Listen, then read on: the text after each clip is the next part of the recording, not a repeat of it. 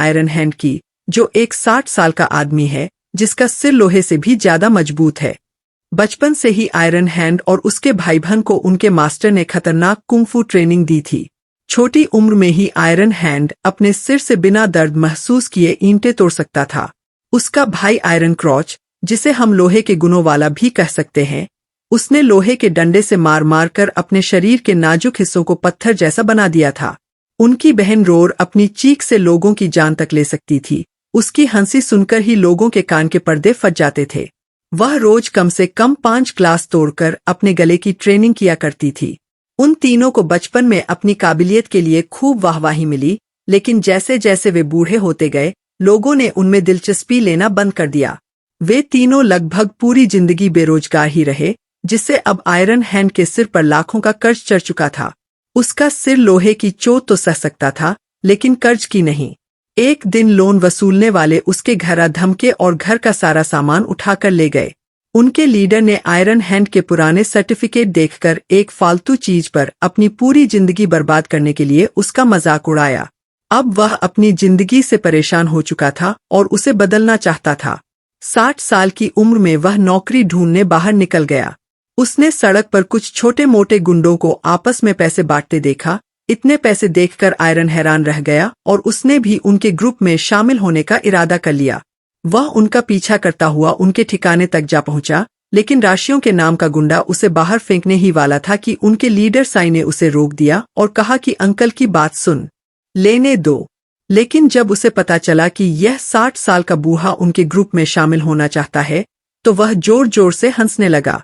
Iron hand ने उनसे अपनी ताकत दिखाने का एक मौका मांगा, लेकिन उन्होंने उसे बाहर भगा दिया। रात को आयरन हैंड की बेटी उससे मिलने आई, लेकिन वह खुददार आदमी था जो अपनी बेटी से पैसे नहीं लेना चाहता था। अगले दिन उसने फिर से उन्हीं लोगों को सड़क पर देखा और जानबूझकर उनकी गाड़ी के सामने कूद गया। उन्होंने उसे उठाया और पुलिस के डर से बचने के लिए सीधा अपने अड्डे पर ले गए।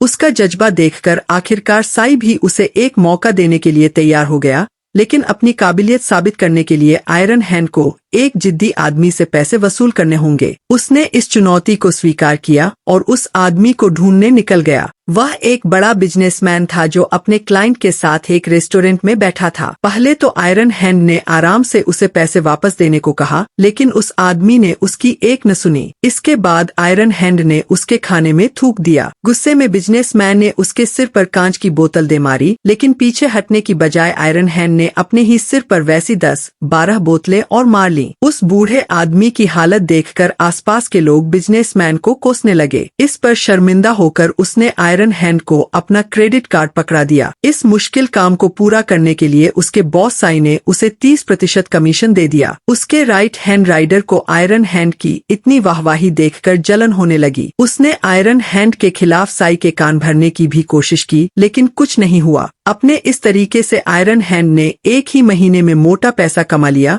और उसका घर नई नई चीजों से भर गया। लेकिन उसने अपने काम का पता अपने भाई रोल और अपने मास्टर को नहीं लगने दिया, क्योंकि वे कभी भी उसे गुंडागर्दी नहीं करने देते। एक दिन उसे जाओ नाम के एक आदमी से पैसे वसूल करने थे। उसने हमेशा की तरह अपना सिर ठोककर उसे डराया और वह आदमी प्रेशर में आकर उसे अपने सारे पैसे दे देता है। उसके पास सिर्फ 30,000 युआन ही थे। आयरन हैंड यही पैसे जाओ के पास लेकर आया, लेकिन उसकी तरक्की से जले हुए राइडर ने कहा कि उनका रूल है कि वे अधूरे पैसे कभी नहीं लेते। जाओ ने उन्हें 3 लाख देने थे और आयरन हैंड सिर्फ 30,000 लेकर आया था। इस बात पर साई ने उसकी बेइज्जती की। गुस्से में आकर आयरन हैंड ने 3 दिन के अंदर पूरे पैसे वसूलने का वादा कर दिया। शर्त रखी गई कि अगर वह पैसे न ला पाया तो उसे अपनी जेब से सारे पैसे भरने होंगे। रात को घर लौटते वक्त राइडर ने अपने आदमियों के साथ उस पर हमला कर दिया और जाओ के लोन के कागज भी फाड़ डाले। अब आयरन हैंड के लिए जाओ से पैसे लेना और भी मुश्किल हो गया था। वह घर पहुंचा ही था कि एक आदमी वहां उसे अपने लोन के पैसे लौटाने आ गया। आयरन हैंड पैसे लेकर बहुत खुश हुआ, लेकिन तभी उसकी बेटी अपने पुलिस ऑफिसर पति के साथ वहां आ गई। उन्हें लगा कि शायद आयरन हैंड मुश्किल में है और कोई उससे पैसे वसूलने आया था, इसलिए उन्होंने उसे पैसे देकर जल्दी से भगा दिया, क्योंकि आयरन हैंड उन्हें अपने काम के बारे में नहीं बताना चाहता था। इसी चक्कर में पैसे उसके हाथ से निकल गए। इसके बाद उसका दामाद एक घर में चोरी की तहकीकात करने गया। वह घर जाओ का ही था और असल में उसी ने अपनी माँ के इलाज के पैसे अपना कर्ज चुकाने के लिए चुराए थे। उसने सबसे माफी मांगी और अपने परिवार से वादा किया कि आज के बाद ऐसा कुछ नहीं करेगा। पुलिस वालों ने उनके परिवार की मदद के लिए कुछ पैसे दिए और वहां से चले गए। अगले दिन आयरन हैंड फिर से जाओ से पैसे वसूलने की कोशिश करने लगा तो सड़क पर तमाशा हो गया और लोग उसे गालियां देकर पैसे वापस करने को कहने लगे। कोई रास्ता न दिखने पर जाओ ने उसी की तरह खुद को ईंट से मारना शुरू कर दिया। उसके ऐसा करने पर आयरन हैंड को उस पर तरस आ गया और उसके सिर से निकलता खून साफ करके चुपचाप वहां से चला गया। वह सोचने लगा कि वह पैसे के लिए कितना नीचे गिर चुका है। तभी साई और राइडर दूर से ही उस पर नजर रखे हुए थे। अब साई को भी उसकी काबिलियत पर शक होने लगा था और आग में घी डालने के लिए राइडर तो वहां था ही, फिर भी साई ने अपने हिसाब से 3 दिन तक रुकने का फैसला किया। शाम के समय उसका मास्टर और लोहे के गुणों वाले भाई के साथ आयरन हैंड के घर में घुस गया। जल्द ही उन्हें पता चल गया कि वह इतने अमीर कैसे हुआ था। वे गुस्से में थे कि आयरन हैंड ने अपनी ट्रेनिंग का इस्तेमाल गलत काम के लिए किया है। जिस गैंग के लिए वह काम करता था वह गरीबों को बहुत ज्यादा ब्याज पर पैसे देकर उनका फायदा उठाती थी। आयरन हैंड अब बेहद शर्मिंदा हो चुका था। वह चाहता था कि धरती उसे जिंदा निगल ले। उसने अपनी कमाई हुई सारी रकम टेबल पर रखकर कहा कि आज के बाद ऐसा कोई काम नहीं करेगा। लेकिन जब उन्होंने देखा कि इस काम में अंधा पैसा है तो वे तीनों भी उसके साथ जुड़ गए। सारी उम्र लोहे का शरीर बना लिया, अब उन्हें लोहे का बैंक अकाउंट बनाना था। वसूली के वक्त मास्टर आयरन क्रॉच के गहनों को हथौड़े से पीटता, जिससे डरकर सभी कर्जदार झट से पैसे लौटा देते, क्योंकि उन्हें गोटियों के दर्द से नहीं गुजरना था। इसी तरीके से उन्होंने एक ही घंटे में हजारों युआन कमा लिए। लेकिन जाओ अब भी बाकी था। उसने कहा कि उसके पास बिल्कुल पैसे नहीं है, लेकिन वे लोग कहने लगे कि घर तो है ना, बेचकर लोन के पैसे वापस करने पड़ेंगे। इसके बावजूद भी जब वह नहीं माना तो रोर ने उसके घर के बाहर खड़े होकर पैसे पैसे चिल्लाना शुरू कर दिया। वह 2 दिन तक बिना रुके बोलती रही और आखिरकार तंग आकर उसने अपना घर बेचने का फैसला लिया। इसके बाद हमारी वसूली टीम सारे पैसे लेकर साई के अड्डे पर पहुंची। पैसे देखकर साई ने राइडर की बुरी तरह बेइज्जती की और आयरन हैंड को अपना खास आदमी बना लिया। अगले 1 महीने तक वे सब ऐसे ही पैसों की वसूली करते रहे। उनकी आयरन क्रॉच के गहनों पर हथौड़े मारने वाली तरकीब जादू की तरह काम करती थी, जिसे देखकर सब डर के मारे पैसे लौटा देते थे। उन्होंने खूब पैसे कमाकर ऐश की जिंदगी जीनी शुरू कर दी। अब तो वे बाकी लोगों को भी ट्रेनिंग देने लगे ताकि वे भी उनकी तरह वसूली कर सकें। आयरन हैंड ने अपने बॉस के लिए शानदार पार्टी रखी।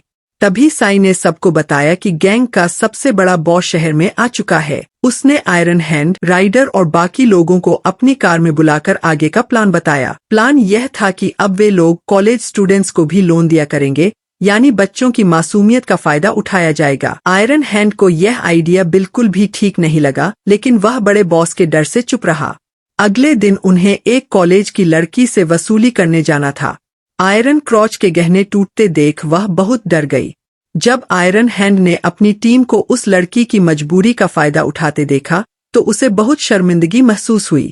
इस बात को अपने दिमाग से निकालने के लिए वह अपने पोते के साथ कुछ समय बिताने चला गया। उनका पूरा परिवार एक बीच ट्रिप पर 1 हफ्ता मजे करने लगा। उधर गैंग के लोग उस कॉलेज की लड़की से कहने लगे कि भाई के साथ एक रात गुजार लो, सारा लोन माफ। गैंग के एक मेंबर लिंग ने इसके खिलाफ आवाज उठाने की कोशिश की, लेकिन उसके बॉस ने उसे धमकाकर चुप करा दिया। उधर ट्रिप पर आयरन हैंड और उसका परिवार बीच पर घूम रहे थे जब उन्होंने जाओ की माँ और उसकी बेटी को देखा। उनके पास अब रहने की कोई जगह नहीं थी। बच्ची ने अपने परिवार की हालत का जिम्मेदार आयरन हैंड को बताया। इस बात पर आयरन हैंड और उस लड़की में झड़प हो गई।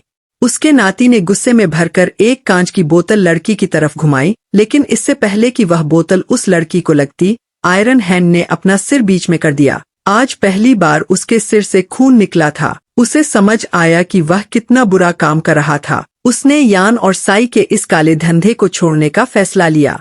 अगली बार उसने यान से मिलकर अपना फैसला सुना दिया। आयरन हैंड उसका सबसे बेहतरीन आदमी था, लेकिन उसके जाने पर यान ने कुछ नहीं कहा।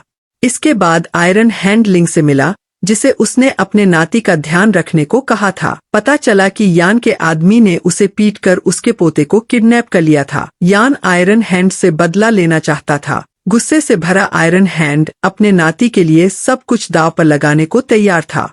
उसने जाओ की माँ को भी पैसे भेजे ताकि वह अपने लिए घर ले सके। इसके बाद आयरन हैंड की टीम यान के अड्डे पर बंदूकें लेकर पहुंच गई।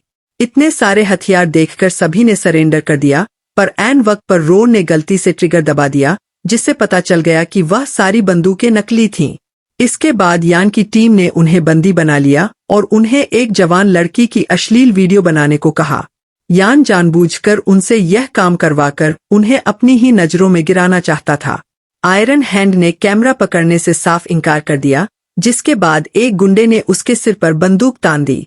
लेकिन इससे पहले कि वह गोली चलाता, पुलिस ने उनके अड्डे पर रेड मार दी। उन्हें यान के काले कारनामों का पता चल चुका था। आखिरकार पुलिस ने यान, साई और सभी गुंडों को गिरफ्तार कर लिया। सारी लड़कियों को भी उनके चंगुल से आजाद करवाया गया। आयरन हैंड ने भी इस काले धंधे को छोड़कर अपनी बेटी के पास रहना शुरू कर दिया।